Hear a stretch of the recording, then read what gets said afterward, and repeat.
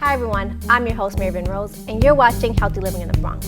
And you're watching Healthy Living in the Bronx. And you're watching Healthy Living in the Bronx, where we highlight people and organizations that are helping Bronx residents live a healthier life.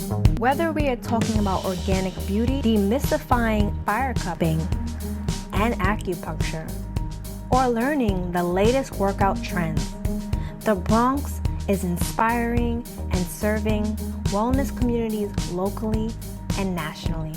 Without further ado, please welcome our host. Hi everyone, I'm your host Mary Vin Rose, and you're watching Healthy Living in the Bronx, where we highlight people and organizations that are helping Bronx residents live a healthier life. Today I have a very special guest joining me in the studio, Nicole JeanBaptiste. She's a certified birth and postpartum doula, yoga instructor, and oral historian. Without further ado, hi Nicole. Hi. Thank you so much for being in the studio with me today. Thank you for having me. So I am really excited to talk about this because I feel like it's something that is not talked about enough, especially in health space. Mm-hmm. But before we go into like the nitty gritty and like the deep like things of what a doula actually does, what exactly is a doula and how is that different from like a doctor or a midwife? Yeah, thank you again, for having me.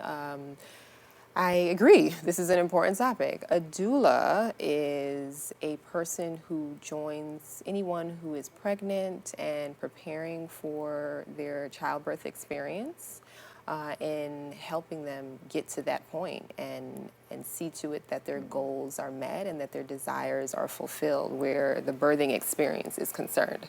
So a doula steps in and they'll meet you, and what the goal is to provide informational support and advocacy, as well as physical support during the actual labor and emotional and moral support during labor. So this is a person who is not a doctor, who is not a midwife, so they are not performing like any sort of medical procedures on you. So they wouldn't give you like an epidural, or they wouldn't give you a vaginal exam to check for cervical dilation in the same way that a midwife or a doctor or physician would. So that's the main difference between a doula, a midwife, and a doctor.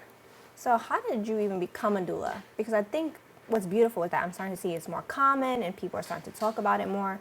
And how long have you been a doula? Yeah.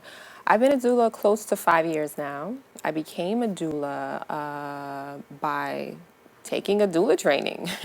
I trained with a really well-known organization here in New York City. It's called Ancient Song Doula Services, led by Chanel Porcher Albert.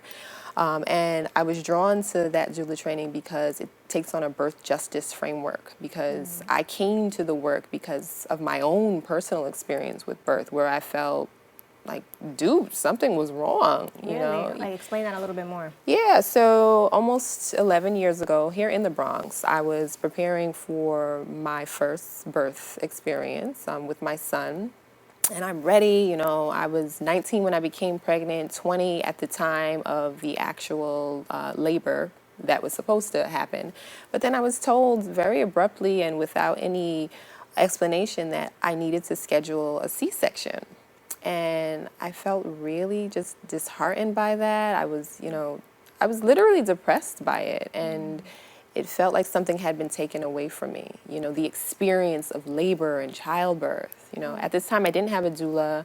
I didn't have, an advocate on my side to say, hey, Nicole, that is not what you have to do. There are other ways to encourage what really wasn't a medically necessary reason for a C-section. And I'll just so people know, my son his presentation was breech. So his head was up and his booty was down, right? And as we know now as doulas and folks doing birth work from ages before us, that there are ways to encourage baby to change position, but none of those ways were presented to me. And I just knew, I had a hunch that something was not told to me, right? So then I started doing research, and I'm just like, I have to do something in my life to ensure that I can be there for folks who look like me, who felt like me, who were living in the Bronx like me, when they're preparing for their birth, so that they know what their options are. So that's how I came to doula work. So it seems like a big part of it is activism and like being an advocate for someone. Absolutely. Yeah. In today's climate, in this country, particularly in this city, there's no way to, in my opinion, to do doula work without bringing the activism component to it. Why I say that is because Black women and women of color are dying, and I say that dying, Right. very seriously at exponential rates in comparison to our white counterparts. So the question that I have, because we're going to definitely dive into that question a little bit more, but you mentioned so did you actually go through with the C-section? Yes, I did go through with the C-section. And how was the recovery from that? It wasn't easy. On average, you were told that recovery from a C-section to completely recover, it takes about a year. Yeah, so, it's a major surgery. It is a major surgery. Your abdominal walls are... I think Beyonce talked about this a little bit, right? Yeah, she mentions, having had the experience and it just being... It's really life-altering, It changes your physical mobility in ways that you would have never imagined. You don't realize how much you rely on your ab Like I always say, muscles, giving birth is still a miracle. I don't care how many people have given birth on the earth, it's still a miracle. And I know Serena Williams made a lot of headlines when she spoke about nearly dying. Yeah. Like, this is one of the richest women in terms of she's a powerful athlete. Why do you think that Black women are dying at a much higher rate? Like I have my own theories and ideologies, but what do you think? I want to know from a doula. Yeah. To put it plain, and this is to say this is it ruffles feathers, but the plain truth is that the root cause of Black maternal mortality is systemic racism. It's implicit bias. When we step into a hospital and it's time to give birth, we're not listened to. We're not given the same level of care and treatment that, say, a white woman would be given, regardless of how educated you are, regardless of how famous you are. Look at Serena Williams. Regardless of what sort of insurance card is in your wallet, public or private, regardless of how much money you make, it's systemic racism. There's no, there's no way to cut around that. Okay, and what we have to come to terms with is that this country's obstetric and medical history was built on the premise that Black women should and are devaluable, right? And we've seen the father of gynecology, Dr. J. Marion Sims, he's best known for having performed serious, groundbreaking gynecological procedures on enslaved African women without the benefit of anesthesia. What does that say? Right. The guinea pigs of America. Right. So when you walk in these hospital rooms, what you're greeted with is, very many faces that don't look like your own, right? So these are the non-people of color, and whether folks like to face it or not, we are walking around with our own implicit biases. You see me, this Black woman, and I'm young. You're assuming I'm unmarried. You're assuming a bunch of different things about me, and it plays a huge role in the level of care that you're given. I think also there's this hierarchy in the hospital already, right? Like the doctors and nurses, they create this I'm better than you. I can't tell you as just a quick story. I remember going to my gynecologist. I had a beautiful, amazing doctor. I'll never forget her, Dr. Summer. But then I had another doctor after her because Dr. Summer retired, who I was a virgin. I was 19 years old. And I remember she told me, she was putting the clamp in, to go to do the exam. I think it was my first real pap smear. And she told me to lay on my back, get over it. I should be used to this. Hey. That was my I first believe real it. experience. I believe it. I should be used to this. And I, to this day, I've had many experiences with doctors like that. Every time I go into the hospital, if I say something's wrong, it's just it's just very dismissed. Do you find that that's something very common? There's this hierarchy, we know more than you. Or when I ask questions, I once asked my eye doctor, this is my eye doctor, I said, what happens if I don't like the adjustment of my new glasses? And he said, that's what you pay me for. And I was like, but I had these eyes all my life. Right. So if something feels off, like I feel like there's no relationship with us working with doctors. So how do you feel that doctors and nurses perceive you, or how's your relationship with them? Because I'm assuming you do births at home, and you may visit your clients in the hospital. Like, are the doctors receptive? Are the nurses like standoffish? How's that experience? Yeah, no, that's a really, I'm sorry that you've had those experiences, but sadly they're all too common, and it seems like it's just a pervasive problem across the board wherever you're receiving medical care, and for whatever reason, there is this power dynamic at play. And it's really unfortunate that sometimes it feels like it's us against them when it comes to patient and provider. However, these relationships need to be addressed before actual change is, achieved. But to answer your question, it depends. It really depends on the nurse who's on call, the nurse who's working at the time, the physician who's on call, whether or not the labor and delivery unit has midwives who are also working and running the floor, when it comes to how I or any doula is received. And then it's also about how well your patient and how much they're willing to advocate for what their wants and needs are. There have been situations, I have not experienced this, but it's very well known that if you're in a hospital space and someone is birthing and you're there supporting your client as a doula, if something goes left, you as a doula could be asked to leave the space. As the patient, as the consumer, the customer, you can stand your ground and say, no, I want this person here, and that's like worst case scenario. Best case scenario, you have a doctor or midwife or both and a nurse on the labor and delivery floor in that room who are very aware that this is going to take a team effort, so that the patient, the person who is like, the at the forefront in this moment, that their needs are being met and that they feel cared for, that they feel listened to. And all of that power stuff is put to the side, And luckily I have been able to experience that. And we call these people doula-friendly providers, right? So I think that, hospitals and different physicians are coming around just a bit. I think so too. I think it's because the conversation is being had more. We're using more outlets.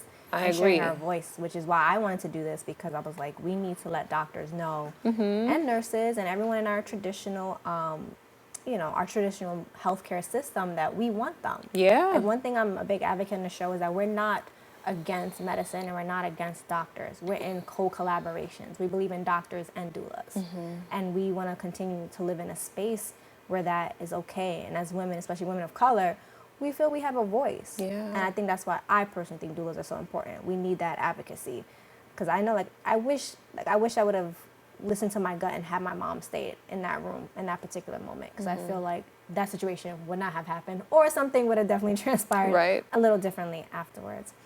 So I know that I'm getting the cue that we have to take a quick break. Okay. But this is such a good conversation. It is. Thank you. Thank you. And I want to say thank you to my guests at home for actually staying tuned, because when we get back from our commercial break, we're going to talk more about why doulas are important and the difference between natural birth and maybe hospital birth. See you when we get back, guys. This is the moment I knew. His future had no boundaries. There are some moments only the forest can inspire. Find yours at discovertheforest.org. Hi everyone, I'm your host Mary Vin Rose, and you're watching Healthy Living in the Bronx. Before the break, we were talking to Nicole, a doula, all about her advocacy work with her patients and her clients. Welcome back, Nicole. Thank you for taking that break with me. Thank you. I feel like so many people feel like because childbirth happens so often that it's not a miracle anymore. It's absolutely a miracle. Every time I see a woman give birth, or I know a woman has given birth, I know we've spoken a little bit about like C-sections. Yeah. And I know when Beyonce talked about how, how scary it was for her, or even like Serena Williams. So having that advocate, I think, makes a world of difference. Would you say? Absolutely. I totally agree. And can you really put a price on that? Listen, no. I mean, I'm a little biased because I'm a doula. I hired a doula for my second birth, you know, but I would say no. I mean, I've supported clients who have had planned C-sections, who have had unplanned C-sections. And the reason why I mentioned C-sections is because you brought it up. And a lot of times I think there's this misconception that that's not a natural birth. When in all reality, you know, having a cesarean birth is birth. You know, that is a major experience. And to have the support of someone who is trained and knowledgeable in what your body will be experiencing and what you will be experiencing emotionally and morally is, like you said, it's invaluable. You can't put a price tag on that. You know, having that support through a time that literally it's unknown to you because you haven't gone through it yet. It's something that I think everyone should strongly consider. So I know my viewers, I love my viewers at home, especially those of you who follow us on Instagram at Healthy Living in the Bronx. They tell me the truth. They are very honest. So what do you say to my viewers who go, that's nice, Mary, but I can't afford a doula, and that's for rich white ladies? I would tell them they're wrong. That is a completely false statement, a false belief. I think if we, you know, just look at doula care and birth work from a historical context, what we would see is that this is a very of color tradition. Okay, so what you're finding is doula trainings that are steeped in the traditional aspects of birth work, which I think is so important because that does demystify this notion that, oh no, that's for rich white people. Because in all actuality, our ancestors were doing this very same birth work. You know, and we've been supporting families, we've been supporting birthing people for ages, you know, and very concentrated energy and effort was placed on this time in a person's life, in a family's life, in a way that kind of got overshadowed by, you know, many of the just more burdensome aspects of our history and our culture. You know, so one, historically, we've been doing this, okay? And then it's just like personally today in contemporary times, you think about, like I've said, childbirth being a very sacred time. It's sacred for everyone, regardless of skin color, regardless of racial makeup or background. So in that way, everyone should have access to a doula. And then I'd also say to the question around budget and cost, there are organizations, particularly here in New York City, that offer free or low-cost doula services. I work for one of them, and I'm able to provide completely free, quality doula care to folks who are eligible. And by eligible, I mean you are a recipient of public insurance, maybe you're receiving SNAP, maybe you are low income, maybe you're unemployed, right? And through this program, I meet with folks in the same way that I would meet with private clients, and I attend their births, and they feel supported, and that's my goal, you know? And the name of that program is Healthy Women, Healthy Futures. Healthy Women, Healthy Futures. Yes, and they are they're funded by the New York City Department of Health. Yeah, and then there are other organizations also that offer free or low-cost doula services, as well as individual doulas who are very much willing to work with clients based on their budget, including myself. I think that's so important. That's so key. Like, we need to know more about these services. So if you were to give someone advice on how to find the right doula for them, what are the tips and tools or things that they should be looking at, or the things they should be asking of a doula? Okay, that's a really important question. I think first and foremost, I would gather from one's individual self what their wants are, right? I think that if you are a Black person or a person of color preparing to give birth in this country, you should be very well aware of what's happening in hospital spaces during childbirth. And those are the statistics that we've mentioned, right? Black women, women of color are literally dying during this experience. So I think it's important to, when you're searching for a doula, to find out if it's that they're aware of that also. and what their stance on that is. And you want to know from a doula, hey, if I'm in the labor and delivery room, I'm in labor and I feel cornered by a nurse or a doctor or someone else who's on staff, how are you going to respond to that? If I'm being told that a medical intervention needs to be performed, but my gut is telling me no and everything else is pointing to a no, how will you support me in that situation? And then there are other people who are very interested to know what a doula's level of experience is, right? So if that's, important to you, you should ask, hey, how much experience do you have? How long have you been doing this type of work? You can ask, how many births have you attended, right? And then above all else, I think that personal connection between you and your doula. I'm all about energy, so Yes. I need to feel this person's energy. Absolutely. I mean, there are folks who go online and they do a quick search and say, oh, I think this doula would be a good fit. It's really important to get on the phone with that person. Even better would be to meet with that person face to face to discern whether, we click. Right? Because it's a really intimate time in your life. You need to know that this is going to be someone who you can build trust with and who you can feel comfortable around. So backing up just a little bit, I want to touch a little bit more. I know we talked about this a little earlier. When someone's actually going to hire a doula, if I'm not mistaken, some insurances don't necessarily cover doula services, but they cover like prenatal or birth education. Yes, that's a good question. That's a really good question. So childbirth education and doula services, they are different. However, I'm not a medical biller, so I don't know which codes are put in to allow for insurance clients to be reimbursed for doula services. However, there are insurance companies that do reimburse people for their doula services that were rendered to them. And I've had clients who've been able to do this. So the way it works is that a person who is seeking the doula care would pay the doula up front.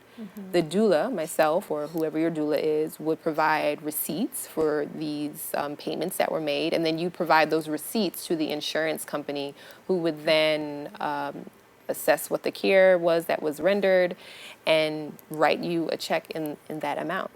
And that has happened for several of my clients, and that's been very smooth. But as it stands, not all insurance companies cover doula care. And I should also say, in New York City, there's a doula pilot program with Medicaid, where Medicaid is covering the cost of doula services. Right now, that's happening only in Brooklyn. Oh, wow. And Erie County in New York. So that is really major. It's not imperfect, but it's a really huge step. Step in the right direction. So what is your take on using an epidural? That's that comes up a lot. A lot of people want to. I think that the misconception is that if you are a person who is open to an epidural, that a doula is not for you. And I would say that if you come in contact with a doula whose stance that is, then that doula is not for you. My personal take is that I believe in a person's autonomy and a person's ability to make informed decisions. And, we mentioned along the course of this interview, birth justice, right? And birth justice is really an extension of sexual and reproductive justice, which is built upon a human rights framework. And really what human rights are about is your ability to make choices for yourself. So I choose this about my body. I choose this about my baby, without the fear or threat of coercion or, that something's going to happen to you, right? So I personally believe that if someone is out here and they are doing the research on what the effects of an epidural are and why they personally think that they'd be open to it, I support you. And then if you are a person who says, I'm going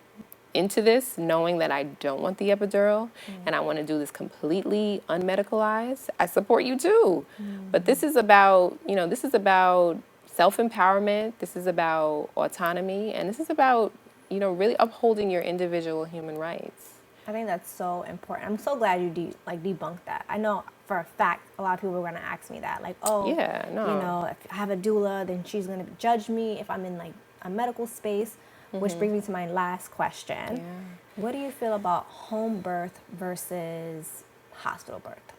That's a good question. And again, I'm biased a little bit. I planned a home birth for my second child. And the reason I view home birth for all people really as an act of resistance against a medicalized system that unfortunately does not always honor our basic human rights. And I say that because we'll go in and we'll say, I want this. I know this is how I want to do it. And we'll be met with a level of resistance that just is very off-putting and it's disempowering. So I personally made the decision to have a home birth because of that. However, there are things that you can achieve in a home birth that you can also achieve in a hospital birth if you have the right support. So there's a lot of talk about having a natural birth, where if we break it down, I think what people are referring to is having a vaginal birth that is unmedicalized, so no epidural, no medical interventions. You can achieve that in a hospital setting, right? And I think that a lot of people make the choice to deliver in hospitals because it's, what most people do. And I also think that it gives people peace of mind that if a complication were to arise, they are there. They are in a hospital with all of the equipment and folks who are trained and know exactly what to do and can rush you off to where you need to be to ensure that you and your baby are safe. So at the end of the day, what it comes down to, again, is an individual's, right to make choices about themselves that are informed. So as long as you're doing the research, I support both options. I think that having a doula in either setting is Vital and necessary. vital, yes. And you actually taught me something. I didn't know this, that I always thought, I guess like a lot of people, I thought home birth was just you, your partner, and maybe your doula. But you actually told me a lot of people actually hire a at-home midwife. Oh yeah. I think that that is something that's that's a misconception about home births. Also, there are people who do plan to have unassisted home births. So that's a home birth with just you, maybe your partner, maybe other family members or children, and no trained care provider. Right. So folks do that. However, there are licensed home birth midwives, and they operate here right in New York City. And you can find them. You can go online and search for, who they are, where they're at. And they are completely trained to support you and make sure things are completely safe in your home, in the safety and comfort of your home. And that's another difference about, having giving birth. Yeah, you're bringing your baby into the space that you've created, the comfort that you've cultivated. So that's really special too. I think what's been so amazing for me in this conversation is the amount of options you have provided. I think for so long there's been this ideology that as women, especially women of color, we have to do this hospitalized doctor, nurse, that's it. But what you have provided us today is with so much information and so many options. But if people want to know more, because I know today was only a 30-minute conversation, this conversation could have gone a lot longer. If they want to know more about you, what you do, and what doulas do, where can they find you? And you can tell them, right over there. Yeah, so you can find more about me, about doula services, by visiting my website, www.sese, S-E-S-E, doula, D-O-U-L-A, services.com, or visit me on Instagram at Sese, S-E-S-E _doula, D-O-U-L-A. Thank you so much for being here and sharing all the amazing information. I want to thank my guests at home for listening and being a part of today's conversation. I can't thank you enough for watching all the episodes of Healthy Living in the Bronx. And as always, I hope to see you on the next one. Bye, guys. Thank you.